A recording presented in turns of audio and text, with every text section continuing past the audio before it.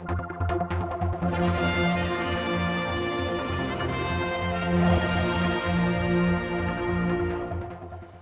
an old friend of ours, Pam Crowe, is with us here at the studio today to talk about Friend or Foe, the Russian internment camp between 1940 and just 41, but an exhibition that really is going to change people's perceptions of what went on there. Yes. I mean, there were a lot of talks, it was a harsh regime.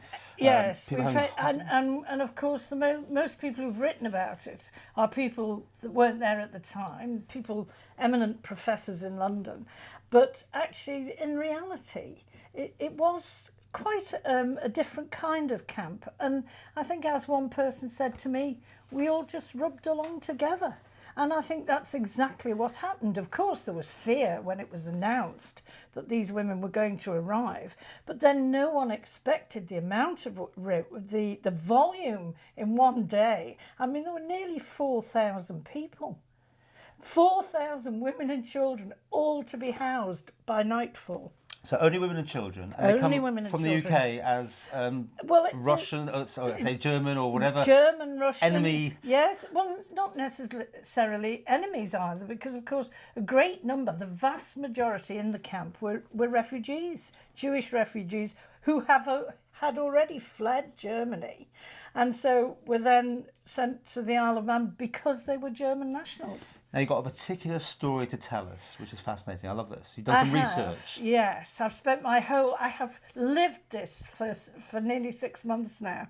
I was delegated, we were all delegated, we're only a small group, there's 5 of us, we've all been delegated different people. And I was delegated the person who was supposedly the most notorious Nazi in the camp. Now, I don't know why they chose to give that one to me, Paul, and I don't want any comments. Okay, passing on. At any rate, but, however, Wanda was the person that I have found out so much about her and her family. A, she wasn't even German, she was Polish. B, her children were English. Both her children were born. She'd lived in London for over 30 years, actually. And it was just, the whole story was amazing. But the most amazing thing is that I actually found the family living in America. Now, unfortunately, the daughter, Gisela, had just passed away, which was very sad.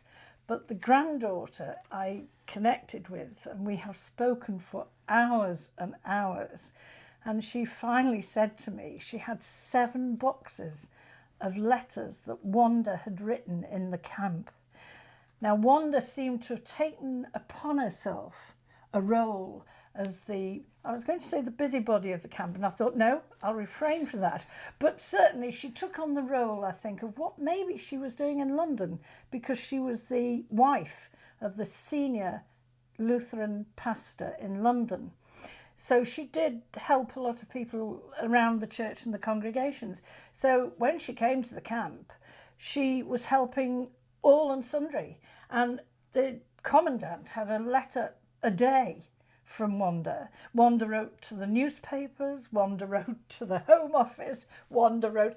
Anyway, what happened was a parcel arrived, and this is it. Right. And this is full...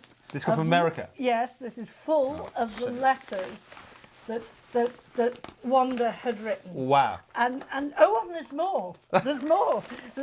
Right. But still... It's great it's been kept, though, isn't it? Amazing. It's amazing. And things like this. These are the house rules that came off the back of the Bellevue Hotel. House rules, so no feeding of the gulls, no wasting food. No, they all had jobs to do within each house. Now, this case here was where Wanda had actually persuaded the commandant by September that the people that wanted to go back to Germany, which were in the minority, there was only 213 of them, should be housed in separate hotels because it was unfair. You know, a lot of them were just wanted to go home to their mums and dads. Some may have known about the political situation, but an awful lot didn't. But they wanted to go back to Germany. And so they were actually housed at the Bellevue. Then I found out that that Gisela, that's the daughter of Wanda, had written a book, and which I managed to obtain. which is absolutely amazing. And she'd made a promise to Wanda, her mother, that she would write the book. And Wanda herself was actually a linguist. She spoke 6 languages fluently. And obviously she was a clever woman, and she'd kept all the correspondence that she had ever sent to anyone. She'd kept copies of. And there are 7 boxes of these letters. I have one box. But all the photographs were sent, and I think in particular this photograph, which shows Wanda and Gisela and her eldest sister, Isolde, when she finally got her daughters to Russian camp, because of course the daughters were British, and so there was no way that they could be detained as internees. And that's on Port Erin? Port Erin Promenade. Yes. Yeah. But Wanda was determined, and this picture shows Wanda had knitted these suits for the girls. So this was them all walking out in their brand new spring suits. It's just an incredible tale. But what is even more amazing, and I don't think anyone knew, is that Gisela actually married a Manxman. And Gisela herself didn't know. The actual gentleman she married was John Christian.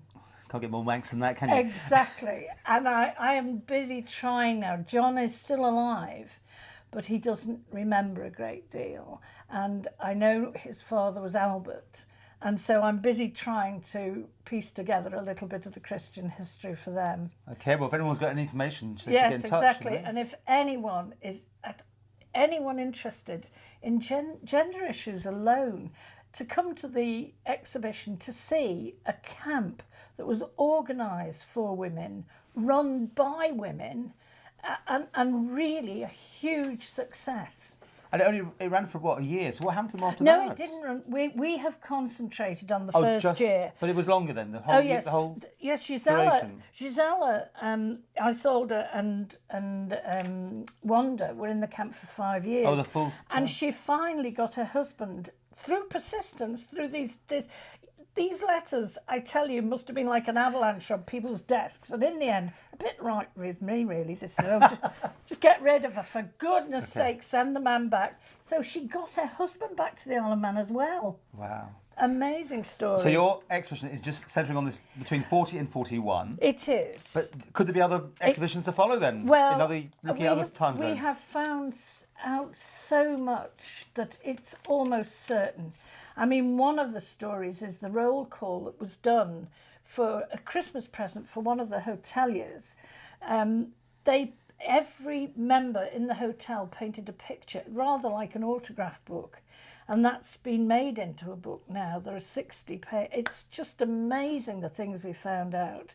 The famous people that were in the camp, Ruth Bouchard, we've got, it goes on. And then we touch on the camp commandant. And that's a role I've actually played with you. You have. I mean, it does sound absolutely fascinating. So there's lots to see. Well, a lot to see. And it's beautifully done, the exhibition too. It isn't just things on tables. It has been professionally staged, and I think you will be most impressed. Okay, so it's on from the 19th of May to the 14th of June, so a fair time, and it's at St Catherine's Church Hall, Station Road, Port Erin. Well, St Catherine's Church Hall was the original registration office, so they were all registered in there, so the history's in the walls to begin with. And who knows where this will lead you, right? Because I'm sure there'll be lots of people coming in with information that you've not heard of either. Amazing, yes. Okay, well, we'll follow this. Thank you.